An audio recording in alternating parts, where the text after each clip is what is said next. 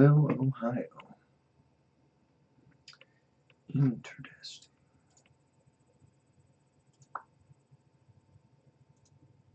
Of course, I didn't pick something to watch before I began again. So. You had the Butterfinger BB Man.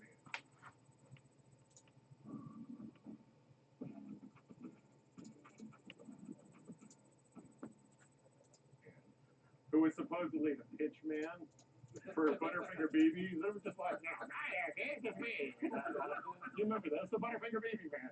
And the idea evolved that What's up, y'all? What's for dinner? For me, I'm having burgers. You and John, and it's like, oh, I know. You should always eat your veggies.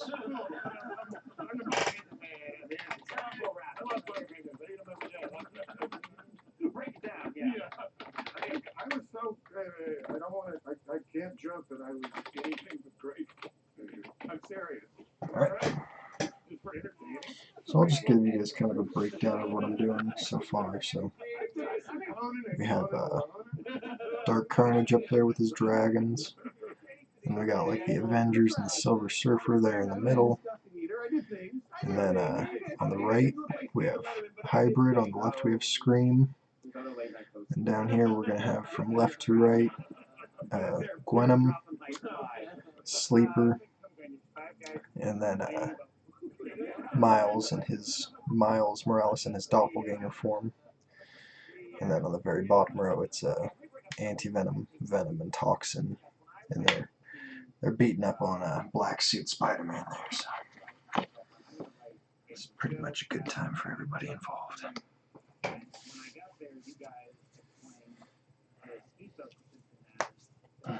We are Africa. We are Africa. And maybe Sam Simon as well, because the idea that this is a real family, and when I first heard that, I thought, yeah, who cares about that? I mean, I'm here to, let's really bust through the force. And subsequently, I realized that is probably the secret to the show's longevity. Maybe we should talk about that. Was that really coming from Jim Brooks to say, it was small, and I'm not training too. I mean, certainly it was not a cartoon. We're making a show that's not a cartoon. It happens to be a cartoon, but it's not a cartoon. Now we. Is he not wearing his helmet right now? Did I draw him incorrectly? Looks like he's just got a long yellow hair right now. Look at you.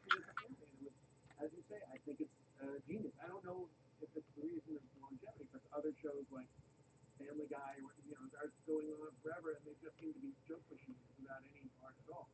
But it certainly benefited The Simpsons, because I think the moments when you have go-to moments of We are Africa.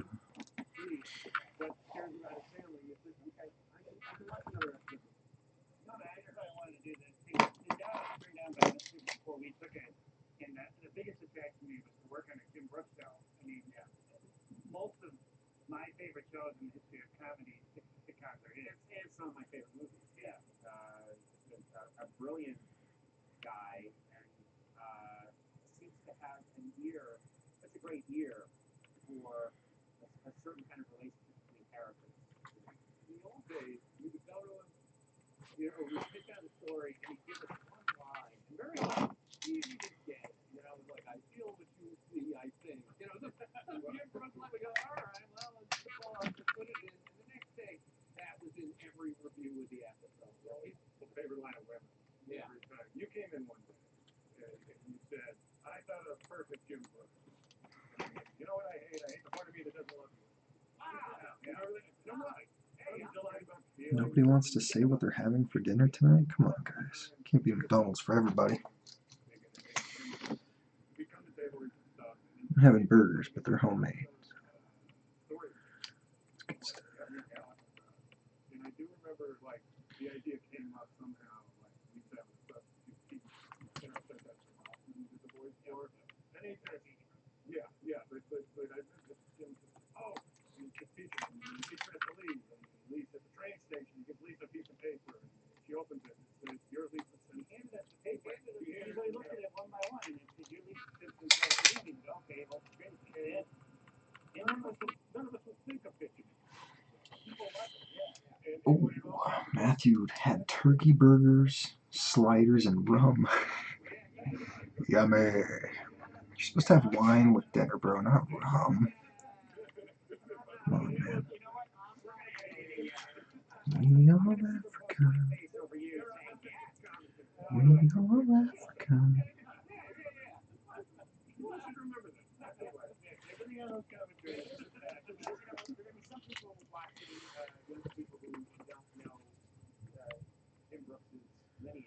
We are Africa.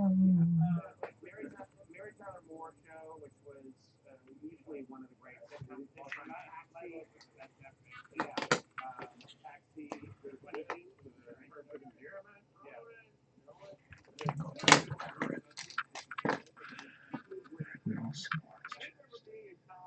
I think Taxi and their dorm room. And I'm watching the credit roll. And I go, hey, those are all the same names that worked on the earlier Dick Brooks shows. And I recognize those things. I go, I want to be a part of that group. I remember thinking, I want to be part of that family and always working together. I remember when that teacher was together. Rum smooths my soul. Wine gives me heartburn. Oh, well. That sucks, bro. I think I'm with you on that, actually. I'm not so much a rum guy, though. I'm more like a... When I drink, which is sometimes once a year, I will have usually vodka. Maybe twice a year I'll have some vodka. I think I had it once a year. Once this year already.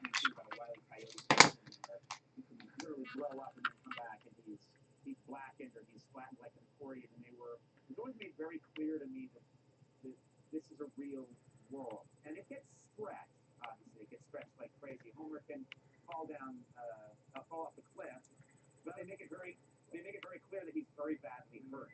What if people are zapped out from the monorail? I know. And I remember we were thinking, what's that going on? Yeah, I remember that. Was that a blank? Yes, this is actually the back of a red. Of a Venom red. I'll show you later. But let's look at the last one I posted. This is the back of that book. So it's kind of like a mosaic that's going to match the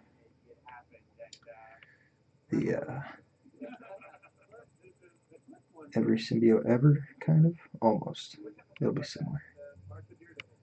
It's going to have a lot of symbiotes on it, but it's not going to have every symbiote on it. But the person who got this book, Matthew, was Jonathan Beebe. He says he's trying to get 2 more red blanks so that we can have a 3-piece connecting cover and do this on the back of the other 3 so that they all connect. It's a big ass mosaic, which would be really cool. So looking forward to that. We have some other big pieces like that coming down the pipes too, so stay tuned. Yeah, it's gonna be fucking tight, dude.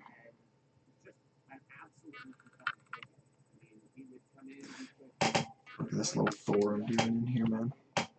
We got little tiny nullified Thor in there. At first I gave him his silver helmet, but apparently he's just doing loose hair. And we're gonna have Silver Surfer in there, Hulk, Captain America, Iron Man, Hybrid, Scream,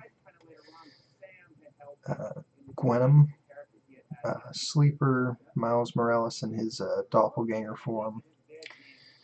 That's going to be Venom. They're all corrupted. And then there's Black Suit Spider-Man getting his ass beat. And then Anti-Venom and Toxin on that side. And then, yeah, we got some dragons. And then we got Dark Carnage up there. So he's going to look pretty cool when he's done. And then he's going to have the Infinity Gems in there, like on the front.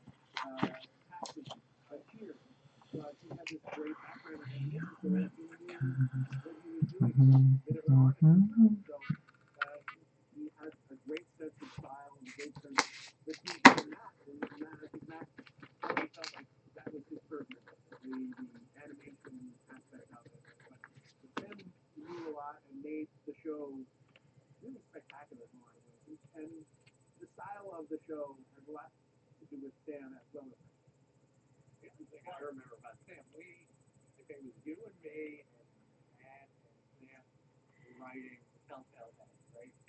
And writing it in the room, and Stan is sort of leading the writing. He just sort of going along. Oh, I need some close-up shots for the subsequent post. Yeah, that's true. But I will upload a very high resolution 300 DPI scan, as I always do of this. So when I upload that, that is a good idea though. I should upload some close-ups, but you can zoom in on it pretty freaking far. You can see almost every freaking paint stroke I put in this mother effer. On any of those ones that I've uploaded, you can zoom in on it once you open it up. But yeah, it is nice to actually have them just kind of in a already zoomed in format for people to see from afar for advertising. And that, I guess, he was also trained in that was the style which people wrote. And then we were writing back then at the beginning, I don't think we had computer screens or anything like that. So it was just, you would listen. Yeah, this Thor his head is about 1/3 the size of my pinky nail. This Thor. So he's a little guy. He's gonna look fucking sweet. He's already looking great. So when we were writing it, we did the opposite, where we would just continually be writing. I would never be sure, and I mean, everybody in the show was really bad. Great. I mean, I don't see that for a while, but I say it. But we would just continually change it. And it used to be after the animatic, you didn't rewrite it that much, but you would change it more and make it denser. And I think that's one of the things that people now expect is that the show is just like got layers and layers. Also the budget increases. They did it then too, which was the rewrite process from the outline, from the first script to the outline, to the second draft of the outline, to the draft, to the second draft, to the room rewrite, to the read-through, and then they cut it together. You get to listen to it like a radio show and decide which jokes aren't working then the storyboard, you guys said, wow, this works and this doesn't, and change the storyboard, and change again when you have the first animatic, and change again when the color comes back, and put jokes into people's mouths. That's something people realize. The mouth movement is so precise that you can change a line days before it airs. Yeah, if it's necessary. There's one I joke about the Soviet Union when we're talking back, the Soviet Union broke out. That was our greatest fear. From the Simpsons. I think as long as the Soviet Union holds, we have a show. Credit us for breaking up the Soviet Union. On one of these connecting covers, I'll have to draw Sentry, right? Sentry's part of the story now. I think Sentry's going to be a much bigger part of the story than people intended. In a way. In a past way.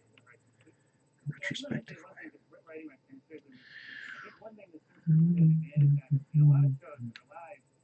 Something during the week and you got it and you can't really change it. But when you see something 3 months later, a lot of things that you thought were funny, that is just so good and you can fix them.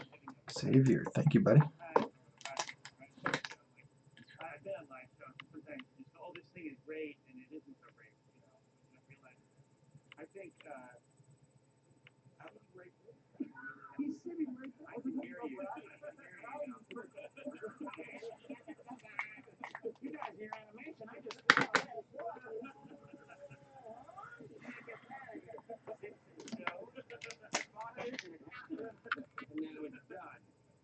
now it's done. For free. I know. You're not paying to be here. Being on Super Jabber. Like, yeah, these half dozen failed comedy writers. Not my dream on. Got it, but what I got, I'm going to work on it. They could have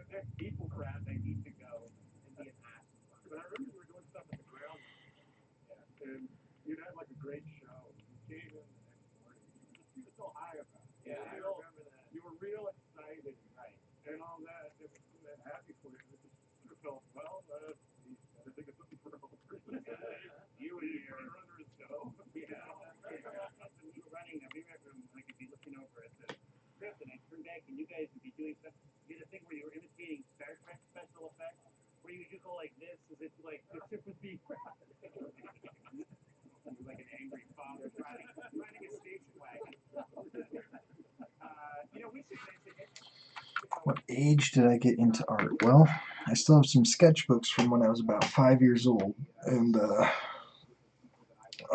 I used to actually draw pornography when I was 3 and 4 years old. I would draw boobs, and I would draw progressively bigger boobs on different stick figures. So I'm not sure what that was about. I'm kind of like the kids from South Park where they're like, I'm just massaging myself with my cold hands right now. That's why I look funny. And I used to, or I still draw, or I have sketchbooks from 6 and 8 years old right now, but got pretty good drawings in them where I draw like Mewtwo, Venom, Spiderman, a lot of Dragon Ball Z type of guys. So I've been drawing basically my whole life, I guess. I just couldn't help myself. But what I would advise for someone who's just getting into it would be to trace some images that you think are really cool, and that'll kind of guide you like you're playing. Like you're bowling for the first time, and you need those guides on the side to kind of guide you. And once you do that, you can kind of start drawing your own stuff. And then just draw as much as you can. And that's it. Just keep going. Don't stop. I drew all throughout high school. I would have teachers hand me homework, and I would just flip it over right in front of their face and start drawing on it. It's pretty funny. I couldn't help myself.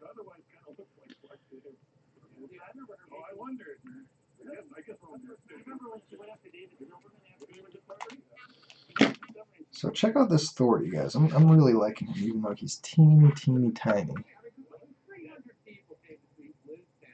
He's looking pretty badass, huh? Kind of just like a weird nullified Thor. Let's kind of make his symbol a tiny bit smaller.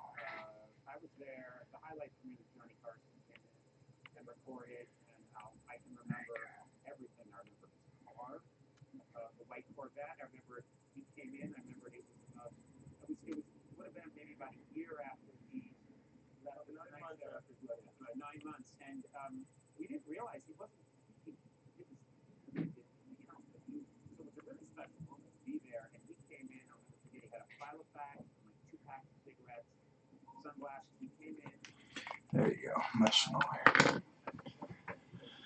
What markers am I using? These are Posca and also Sharpie. So these are Sharpie oil-based paint pens. And be very careful with them because they're very drippy. And these Poscas are not very shiny. They leave a matte finish. They're much easier to use. I like to use them for little details. But they mix differently too. They do a lot of things differently, which is fine.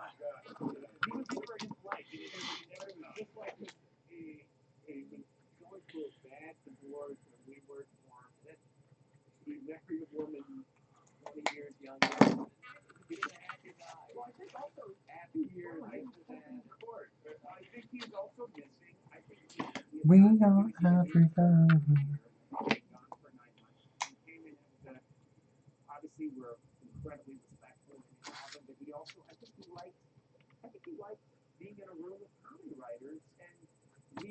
That's right, y'all. I've found a way to erase oil-based paint pens off of these books, these glossy books, even when they're dry. And it's by using these. This is my biggest tip I can give anyone using these oil-based paint pens, is to get yourself, just order these. This is it. The only Copic marker you need is, it doesn't say the name of it on here, right here. Colorless. See that? 0, colorless. Where's it at? Why isn't it autofocusing? Do it. Autofocus. Right there. Ah, crap. It says colorless blender. Just Google colorless blender Copic and use it on your Sharpies and you will be so happy.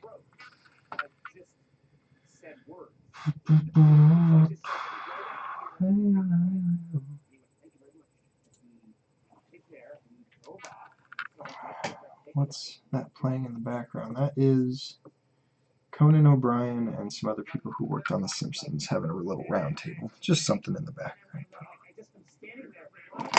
actually listening to them at all. I had a 50-50 chance. I could have, and I said the wrong thing. And so I see this car go right and disappear, and then this agonizing wait, and then I just see the car come back. I just pictured him being like,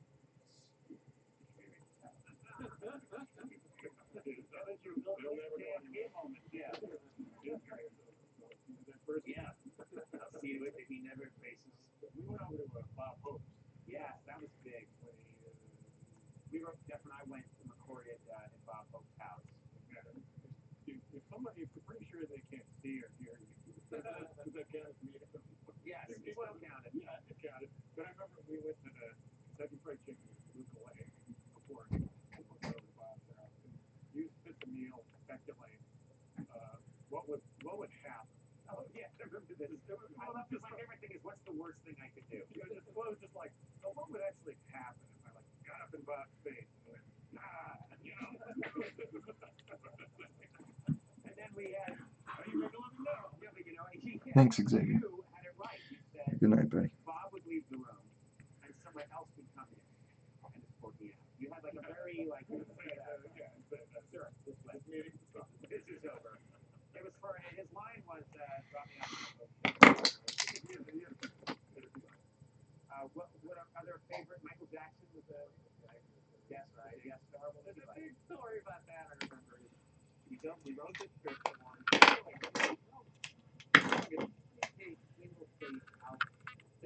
Oops, that's the wrong pen. You fool. He added a couple of great jokes. And so we have a rehearsal, and we'll listen to manager's house for the crew. It's very unusual height. And then the script hadn't been read, so I was really nervous wreck. And of all the rich people we've had, I never heard this with Sandy Gallen. I haven't been in every room of my house. So Michael, he reads the script, a lot of Michael Jackson laughs, and he sings. I'm sitting right next to him. He sings Thriller, he sings Ben. Okay, so we get to the recording. He's doing his lines. The guy is sort of impervious to direction or acting, not good acting. Time for him to do the singing. White guy comes in. Tiny guy. Kid Lennon, the brother of the Lennon sisters. I'm sure your audience loves the Lennon sisters. And that was it. And this guy is Michael's authorized sound-alike. He did all the singing. What's your favorite thing to draw and why? Wow. You got good questions, buddy. My favorite thing to draw is whatever I feel like drawing, which is usually I have my own personal character that I made up who he looks like a skeleton and he wears a super suit and he's all black and his helmet looks like a skull. So he's kind of like an Iron Man that looks like he's got a skull for a face and he's really sleek and smooth. And his name is Deadman. He's pretty cool. Eventually he'll be all of your favorite superhero.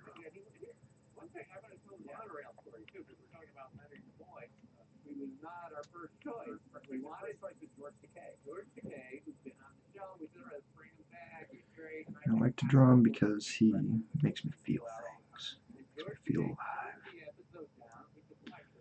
Don't make fun of monorail. I think they're very serious. I don't want to make fun of them. He was on the transportation board in San Francisco, and he didn't think that someone said he was the only actor in the world who took monorail seriously. No, we can't do it. So then I thought we're screwed, and then Leonard Nimoy said, I want to do it. Leonard Nimoy, Spock outranks. That is pretty good. Yeah. We've happened a few times. Somebody we didn't think we could even ask, and they said yes. But the first choice, I'll tell one, and you can tell me we got it. Lyle Lovett wanted to be on the show. Who cares? Lyle Lovett. So we wrote him a part. We sent him the script. He goes, oh, thank you. So we replaced Lyle Lovett with Pierce Brosnan, James Bond. does that happen? I don't know. I don't remember who the first guy felt. John was the second time. And then I got to direct him, and I remember we were trying to get for the well episode. Bruce He's never done the show. He's never. Yeah, there's almost nobody who has. It must be a very short list. He and the U.S. president. I saw Bruce when we were trying to get a hold of him. We were calling John Landau, I guess, his manager. I think Bruce may do it. He was like stringing us along. I saw him at the Century City Theater. Bruce Springsteen was coming out of the Century City Theater. And I thought, I can get Bruce Springsteen. At least I yes or no of Bruce Springsteen. So I ran up to him. I was wearing my Simpson jacket. We had the Simpson jacket, not realizing these people attack him, or he's afraid of people. You know, somebody shot John Lennon. You know, it's scary. So I ran up to him and said, Bruce, and he shielded his Patty, I guess was his wife at the time, and I said, I'm a producer of The Simpsons, like a crazy person. You must listen to me. Well, why didn't you say that? We're trying to get you for an episode of The Simpsons, and we've been calling the manager, and she's like, yeah. That sounds great. Yeah, I'll definitely do it. I thought he was not. I thought he actually believed me, not that I was a crazy person, but then we wound up getting famous. Where do I get my art supplies? Well, anywhere will do. I get them from Amazon, just because I buy stuff off Amazon. So. That was so funny because at that the animated part is we got Stig, but Krusty was doing all the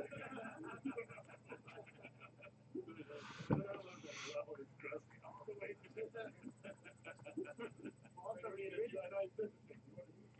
How much money? Don't have to answer if you don't want. How much are my art supplies, or how much does like my art cost? Because I'll answer either question. I don't mind at all. Art supplies are like not bad for the post because I think they're a couple bucks each if you buy a multi-pack, and then for the Sharpies though they're like $3.50 each, which is pretty expensive. They last a while though, but sometimes you gotta get new ones because they clog up or they're just not that great, and you gotta switch them out for a fresh one. So sometimes you burn through a lot of pens doing what I do. I don't think we can go any further. Like that's the blue-black at the edge of the atmosphere. But I mean, I do think we used to sometimes question, like, guys, we gotta tone it down. He needs to carry on restoration. Having your brain leave you. Thinking about Eleanor's art goes where there's a guy standing in front of a pet shop and he goes, "Ooh, what is that horrible smell?" And then Homer walks up. Homer was smells worse than the pet shop. And there's a rendering. What? Well, maybe we did that as well. So Homer's George Meyer goes, "Oh, now Homer smells."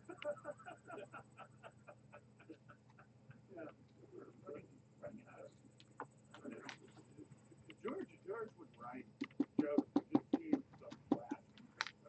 I remember the Colonel Homer was in the redneck bar, and one guy said, "Hey, let's fight." And the other guy said, "Then fight more." Where it'd just be like, "That's huge.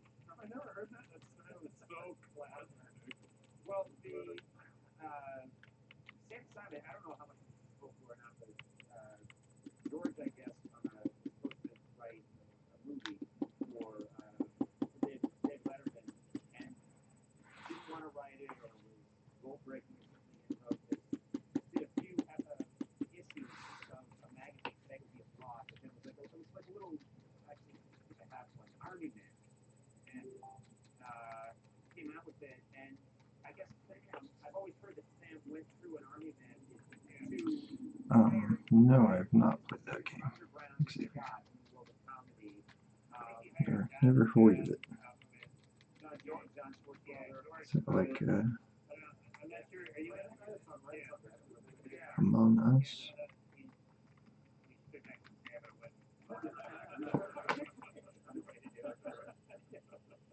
Nobody on the original Brian Savage, I think Al and I, nobody had ever written a half-hour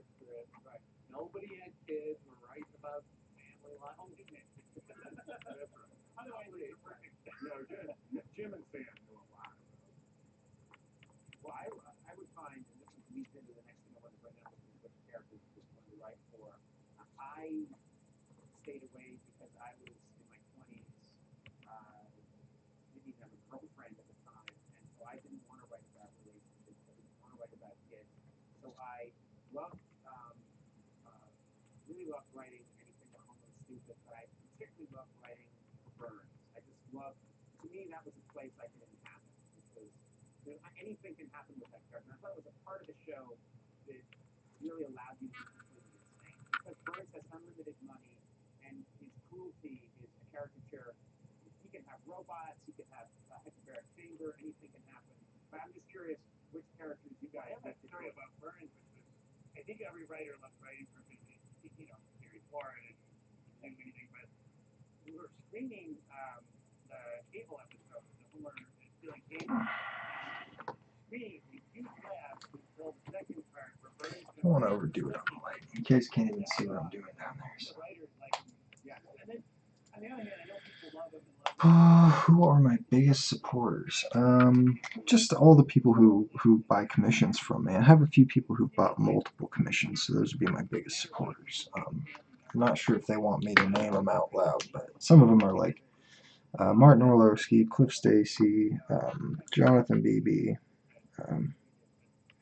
You know, other people I just don't know if they want me to share their name necessarily, but I have lots of supporters. People like you. You know, even if you, as a person, don't pay me to do some art, if you're just watching and commenting and interacting and liking my posts, I would say that that's support. So I thank you for that. real early on, well, I guess Lisa sort of laughing and crying at the same time on this line.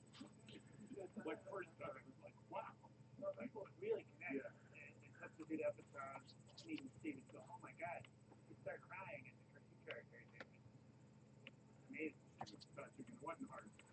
She always seemed to do it. And there's something that's hard to explain to people.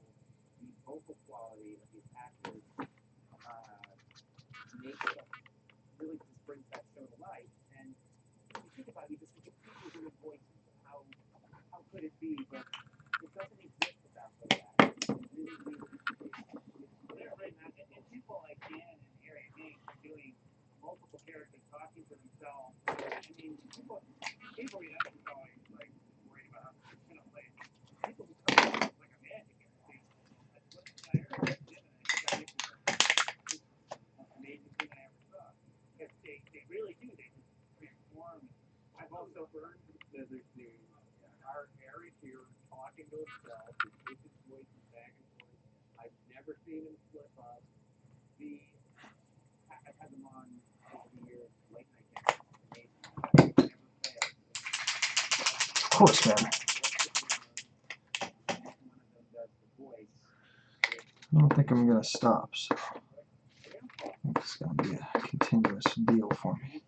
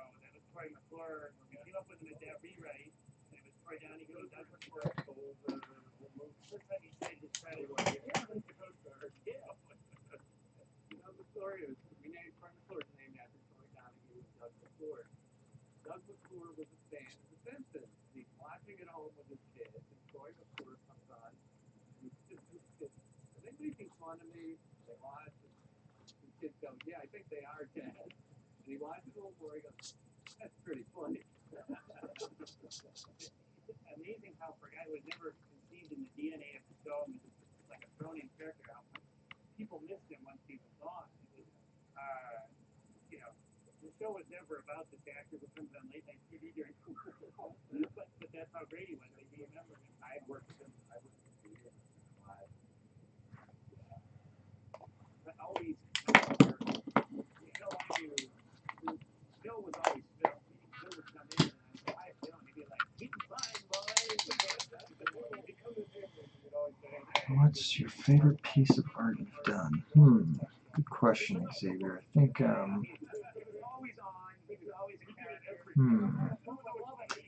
maybe my anti-venom or my toxin lethal protector, or my anti-venom I did on my, on a, Spiderman 1.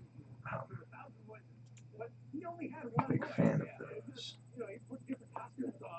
My video is broken now. You guys still in the room? Because my video says it's broken.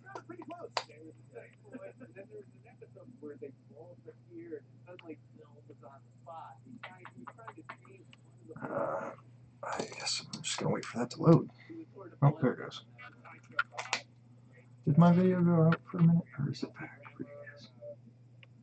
The Cape Fear episode, I remember him when we were working on that episode. I just remember his perfect character. We are Africa.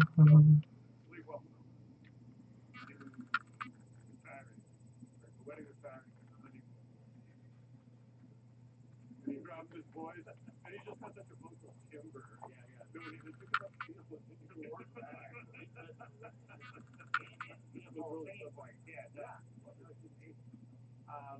Why has the show lasted so long? Anybody know? I have to say, I left in '93, and I remember thinking,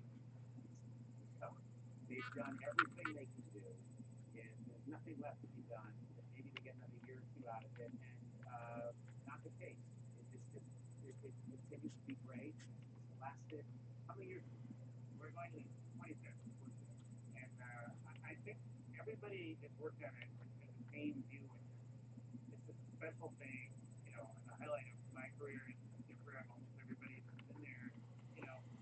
And I think It with the Infinity Gauntlet is my favorite art that you've done.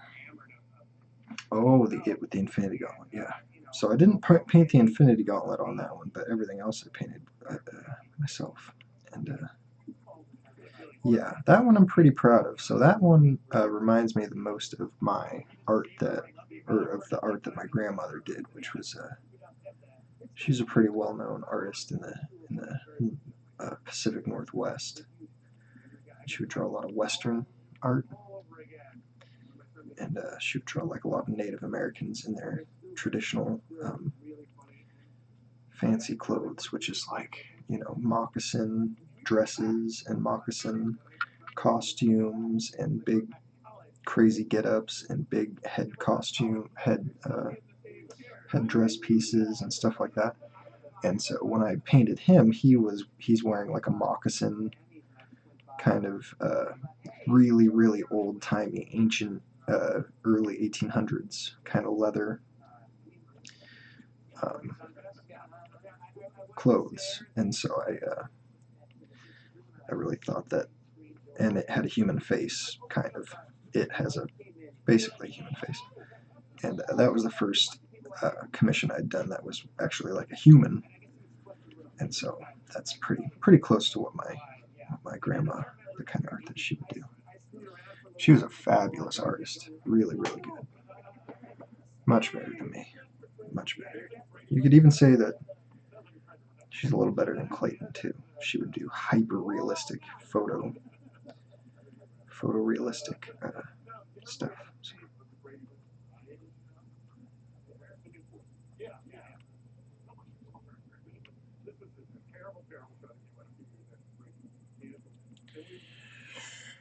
So now you can kind of see Scream is kind of, her base coat is coming in pretty good. She's going to look good. She's taking up quite a bit of the picture there. I think that she's beautiful.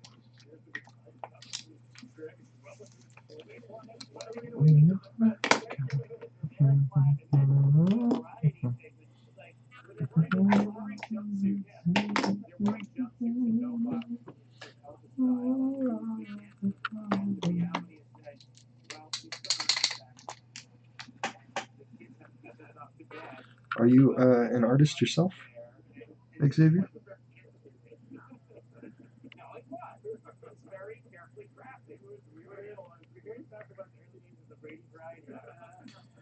Will you ever draw your favorite emoji? Favorite emoji? Yeah, I'll do it right now. I won't do it on my cover here, but I'll do it right here. So let's see, what does it look like exactly?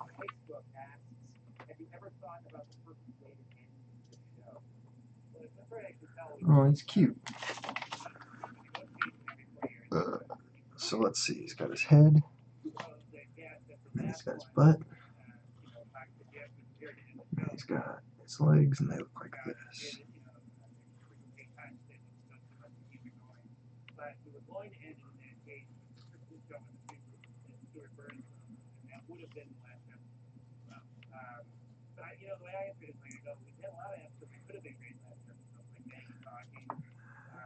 He's got two little eyeballs. Just gotta fill all that in there.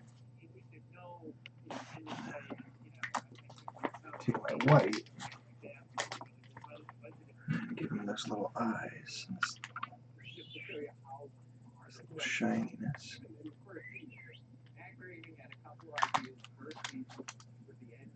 Dot, dot.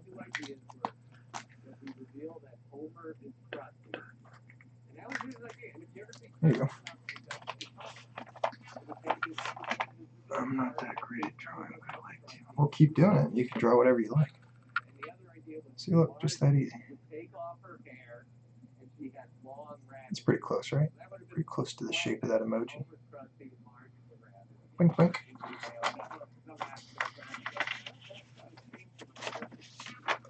LOL. Like storm. Xavier likey.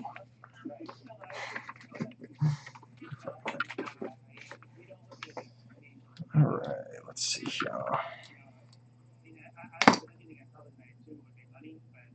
Her face is actually black, which is fine with me. That makes it easier. Me.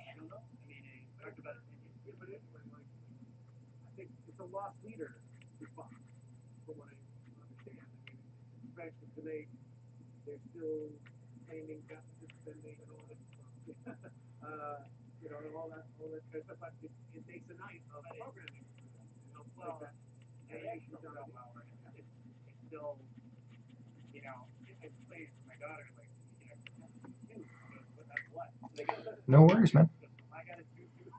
Don't feel like you have to come back. If you do, I'll see you. See you later.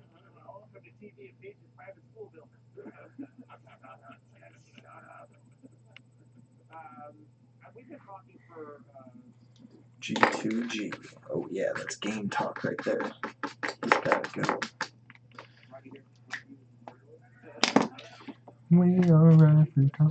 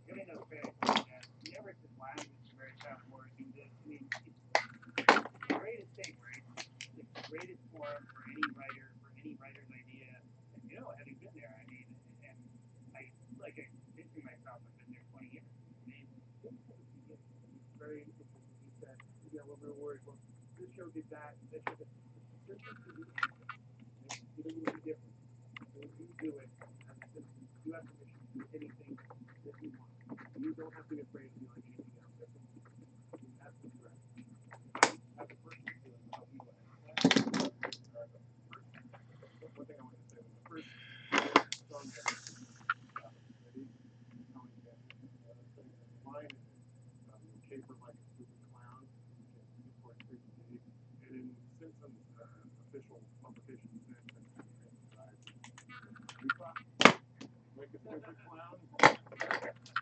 I look like a very inept lyricist. I couldn't think of the word scan, so You'd like to correct that. I took another word and I did that. Yeah.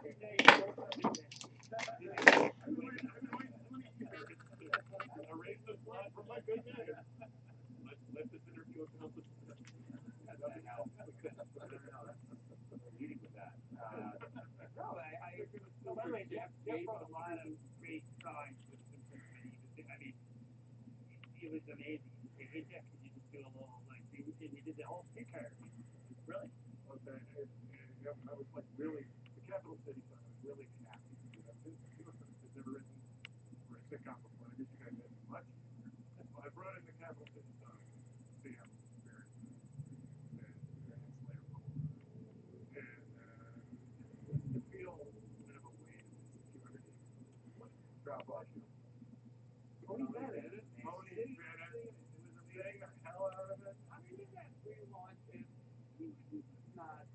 I think I also feel Aerosmith was one of their comebacks, you know. Yep.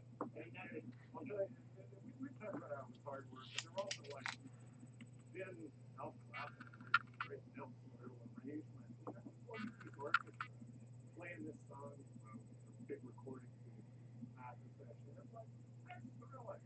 We got the new Beatles, got the you were being today from me, Georgia.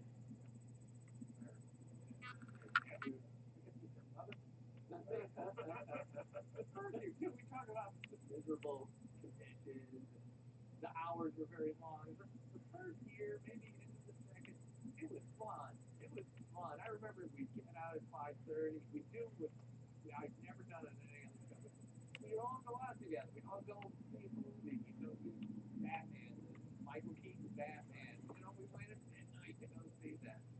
It's fun. It was a nice place to be. You once described it, you'd say like it was a job. You described like pulling a big oar to move something forward. Yeah. But then again, interspersed with great, I mean, to this day, just such a magical writer's room. And I always say, like, yes, it was pulling a big oar interspersed with just moments where you're crying around. But the thing that moved, but what did move it forward was everyone laughing. Yeah. You know, so yeah. No, it was and also, I think we did such a writer-driven show. I mean, animated so many, all the components had to be right, but the writers are so respectful and had so much power to create their own world. I've always thought, too, when I watch live action now, that The Simpsons influence, there's a lot of quick cutting. You know, a lot of actors definitely Tina Fey's dead when you do a live action. Yeah, I think what a great show. Yeah, and there's, I mean, other shows, too, I see them on, it's influenced the culture so much. You know, people thinking something, seeing their thoughts, quick cutting back and forth, which, it's just opened up a whole new world. Another thing that was great about it in those days, even if it's after 21, it's sort of three sides of the triangle, the writers and the I think each group thought the other two groups were doing it great. Oh, the animation guys. David Silverman is a super technique, honestly, so Billy Rich Moore, you're getting so much stuff to do, and then Richard goes, don't tell him, I'll do it. That's like the streetcar one. Everything we had, he did it, and he said, this the guy, Liz Taylor. Well, they had the rest with him in bed. Brad Bird, who's a fantastic movie live action director. Yeah, no, it's incredible. Three of our early directors, including David. We go into the animation, Ratbird would give notes, and Ratbird would give notes, and at one point, you learned that when you tilt the camera sideways, like they did the Batman stuff, it was called the Dutch angle. Yeah. And you latched onto that. I love it. And in every animatic, you know, in a kid's spot, you go, I think a Dutch angle here. Yeah. I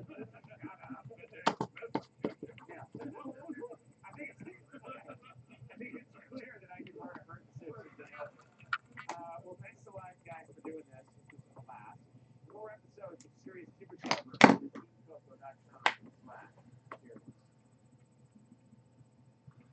Alright, let's move on to Spider-Gwen, or Gwenum. I didn't mean to put the girls on one side and the boys on the other, but that's what I did. Haha, Anti-Venom's on the girls' side, so is Thor and Hulk. They're girls.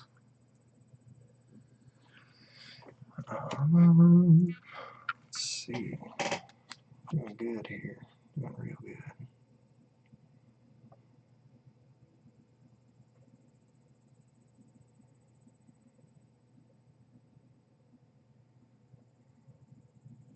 Just kind of getting a feel for it while looking through the camera. I think it's going to look great. I think this is my destiny. Let's take this cover.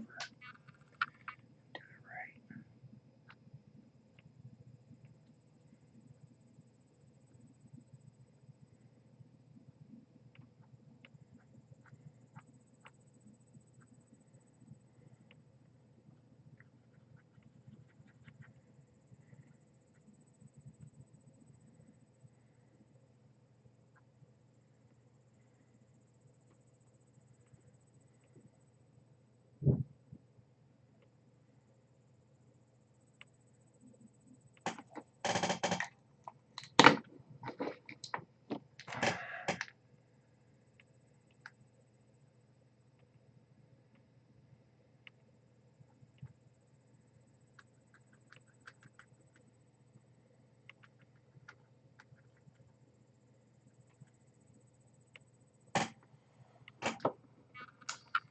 Find something better to watch.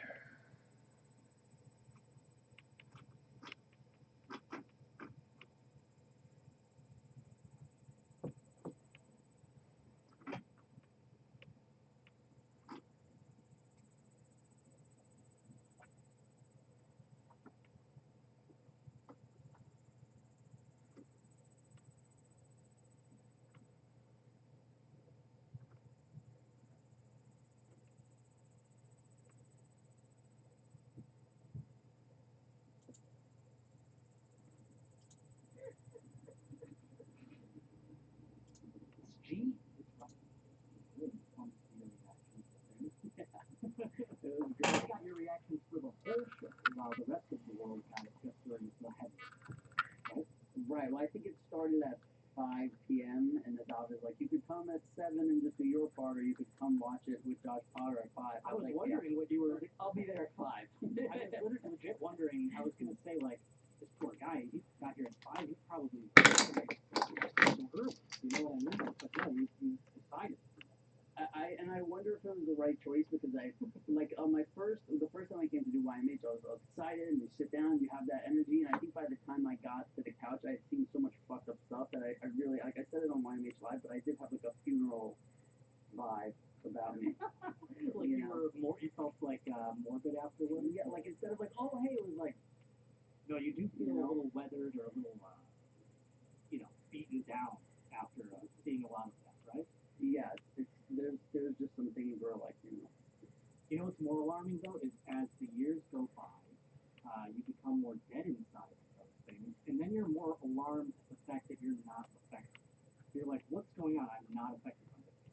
Right. Well, yeah, but it's even some things that they show where I laugh. Right. If there's like some, you know what it is? It's when I watch something and I get in my head of like, oh, can that happen to me? Like if I see like like the maggots in the guy's foot and this, and I'm like, I don't want to deep dive to find out how that happened, but I just want to know. I want to know somehow, like, oh, there's no way that could ever happen. It ruined my Hulk. I gotta figure out how to nullify him. So right now I'm just throwing black veins on him and stuff. It's not gonna work. We're gonna have to figure him out. We're just gonna give him like green highlights. That's what we're gonna do for him. We're gonna give him green highlights. Make them all black. By the way, so feel free to get on board. This is the best, cleanest part of the show. Yeah, this is sponsored by Pajama Pants. Now, I called you AJ. Rob Eiler also plays AJ in The Sopranos. If you didn't know, if you just know him from your mom's house. Because listen, I'm not gonna lie. I'm a millennial. We're the same age, I believe. 35. You were born in '85. I was born in '86, so I'm slightly young. I was January '86, not by much. But I was your age when you were on the show. You know what I'm saying? So right. It wasn't in my wheelhouse. Like I knew what it was. How on earth are they the same age? Josh Potter is gray and old. But it wasn't something that I was like eager to watch because I was a child. You know what I mean? And then by the time I was older, it had passed me by a bit. And so I never watched it until a couple of months ago. I just started. If you told me a year ago I'd be doing a podcast where I'd be introduced first as a YMH fan and second as the guy from Sopranos, I'd be like, it's just a dream come true. You know? It really, it's glorious. It's amazing. And this is, you know, you're like becoming a mommy when you find the studio without needing a dog to come get you. You know, he didn't have to come out to find me. I hope I don't feel that way. Alright, I'm going to take a little break at poo and just kind of show you a little rundown of what we've got here. Got a lot of that Thor done. He's close to done. Just need to go over him with some highlights and just go over him one more time with whatever else I think he needs to be done with. That Thor be done. Then all these other characters to do. So we got really far today. Doubt I'll be coming back on. I might. I don't know. We'll see. I gotta fix his left wing there. Those top two lines are way too thick, right? So let's see if I can just erase this right. Yeah. That is much.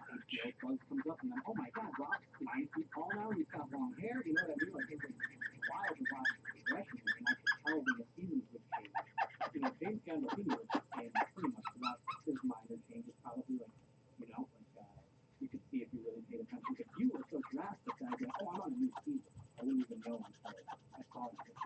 Yeah, my like a year later, when you're as short as me and you grow 2 inches, people are like, look at him, you know, look at him go. He's 90, he's trying out for the NBA camp. I mean, you were 1 minute down here, 1 minute up here. And I have some observations that I wanted to bring up about the Sopranos. I had one theory, and I thought this was perfectly nice for a talk, because maybe I could use this strategy for the nice for talk in the future. But I noticed that, and I don't know if it's like, there's like Italian words that are just gibberish, or is it like English or something, but you could replace problematic words with just something Italian sounding, and everyone knows what the problem is. Yeah, what happens is, you have the Italian word, because I love it. That's what I've been doing it all the time right now. I'm like, that guy's a real Spaniard, you know what I mean? There's like, so there's a word, right, where you hear like, okay, here's the word, and then from saying it so much, the slang becomes a way of like, so gabagool is Coca-Cola. Yeah, so Coca-Cola is just like a sandwich, a meat sandwich or whatever. But it would be like, oh, Coca-Cola, you got the Coca-Cola, and then it would just be like, oh, you got the Gabagool, and then it just became Gabagool. Yeah, I thought it was called Gabagool. Exactly. Yeah, so did I, because I'm Irish. You know, me and Jamie were the only 2 people on the show who are not Italian. Jamie's not Italian? Jamie is Jewish and Cuban. Wow. Yeah. Wow, I didn't know that. Yeah, and I knew, because I heard you in a past interview mention that you were in college, but it must have been like an education. It was crazy. You know, like, there you go. 12 years old. Fix the lines on the wings pretty well.